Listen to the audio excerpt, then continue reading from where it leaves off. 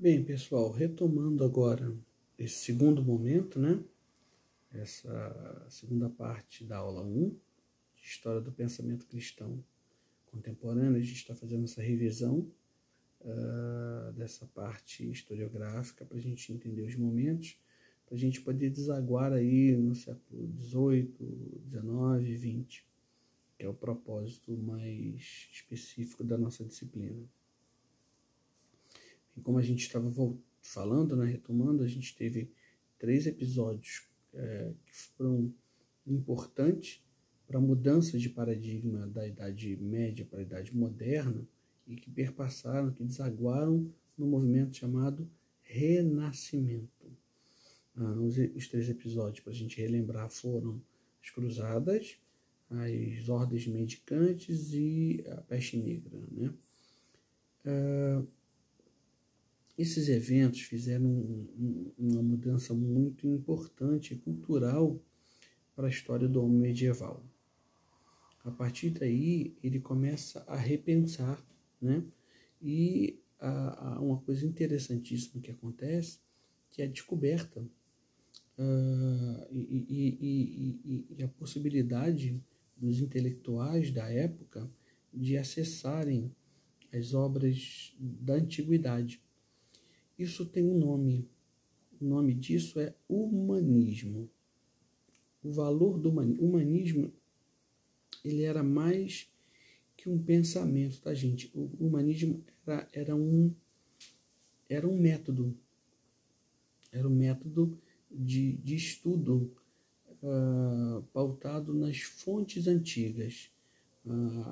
A palavra, nessa época, era ali ad fontes do latim, ou seja, de volta às fontes. De volta às fontes da antiguidade. Então, os autores gregos, Sócrates, Platão, Aristóteles, Heráclito, entre outros, e os autores romanos como Tácito, Virgílio, Sêneca e tantos outros, começaram a vislumbrar, né, a tornar aguçada a atenção do homem do finalzinho da Idade Média. O que começou a gerar essa questão do humanismo, né? Ele foi muito importante porque ele fez, a partir do humanismo, ele começa a deslocar o pensamento teocêntrico, esse pensamento cultural teocêntrico, né? Pautado no destino do homem está nas mãos de Deus, medieval, né, esse pensamento, para no Renascimento, que o Renascimento acontece aí no século XIV, século XV, para exatamente o homem ele retomar o seu destino nas mãos, né? A partir dos autores da antiguidade, dos textos antigos, isso começa a mudar. Então, algumas características importantes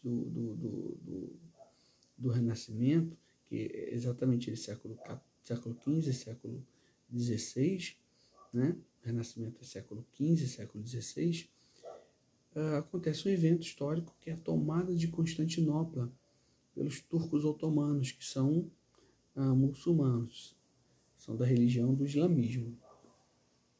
Isso faz com que toda a intelectualidade e os trabalhos e os livros desses autores antigos, eles saiam de Constantinopla e eles viajem até a Europa, sobretudo as cidades italianas.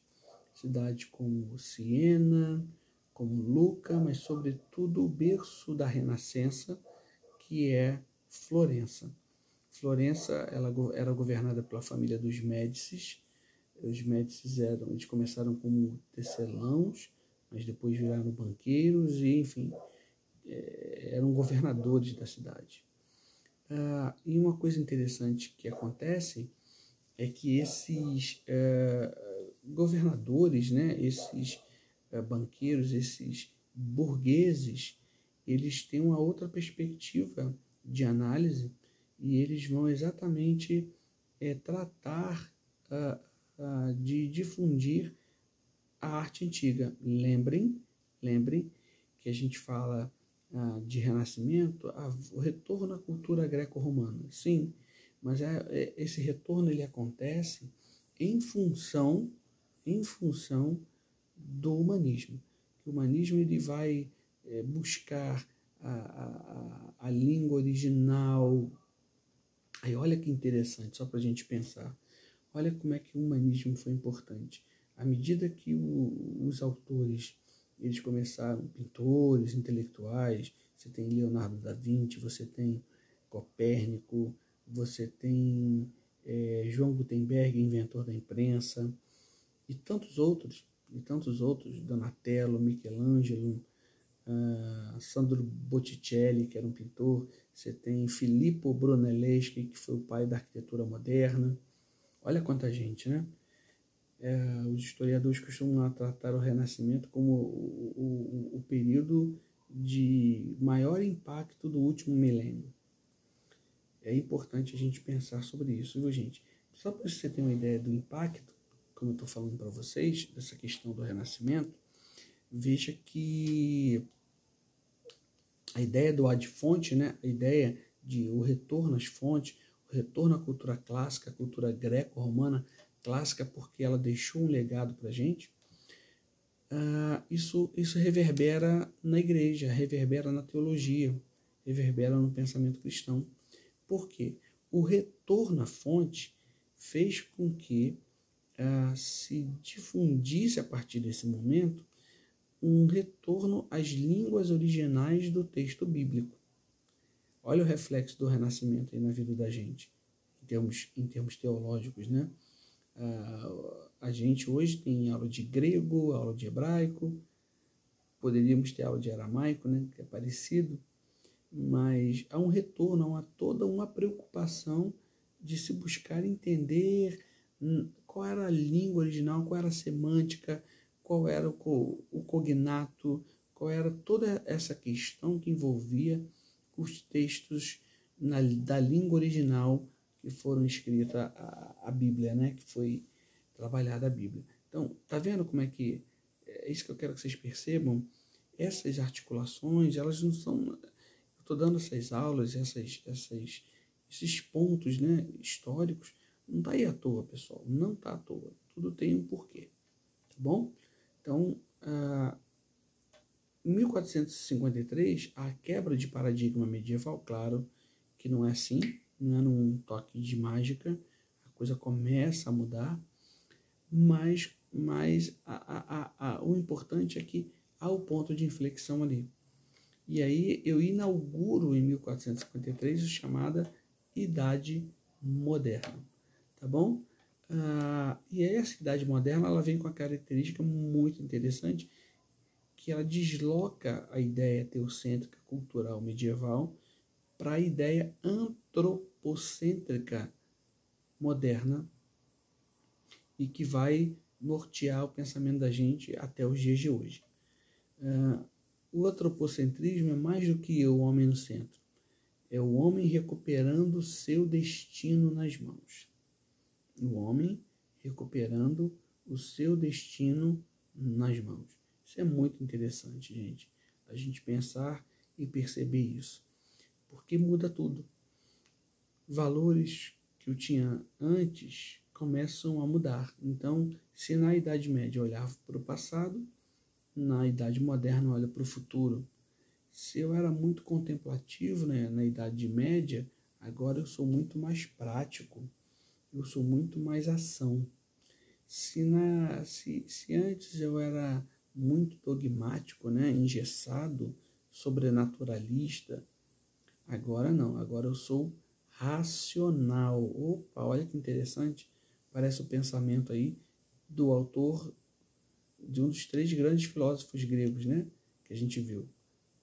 Que foi Platão, Sócrates, Platão e Aristóteles. Então, Aristóteles que inaugura a ideia do raciocínio lógico e racional.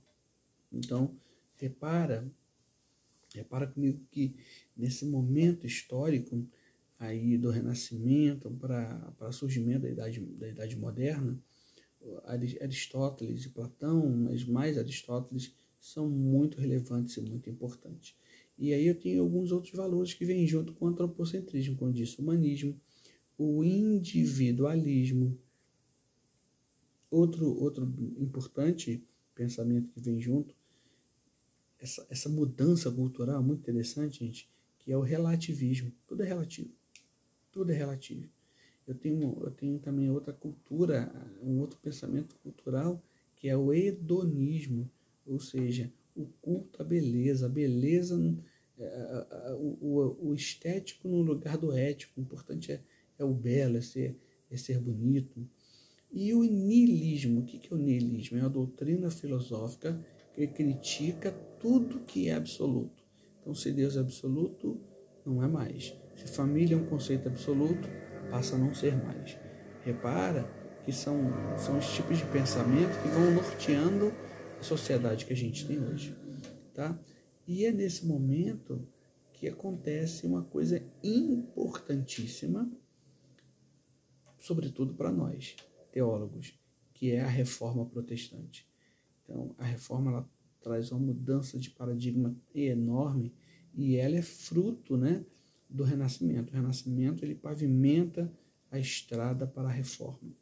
Então, olha que interessante, porque a partir da reforma eu tenho a divisão entre Estado e Igreja, ou seja, eu tenho a concepção de um Estado laico, eu tenho cada vez mais a exacerbação e o desenvolvimento das universidades. Com a reforma, eu tenho a morte do senso comum e a inauguração do pensamento científico. Olha que interessante. A reforma e o renascimento estão os dois ali juntos e imbricados, tá bom? Então a gente vai continuar já para chegar à idade contemporânea, mas esses valores que eu falei para vocês são muito importantes, que vão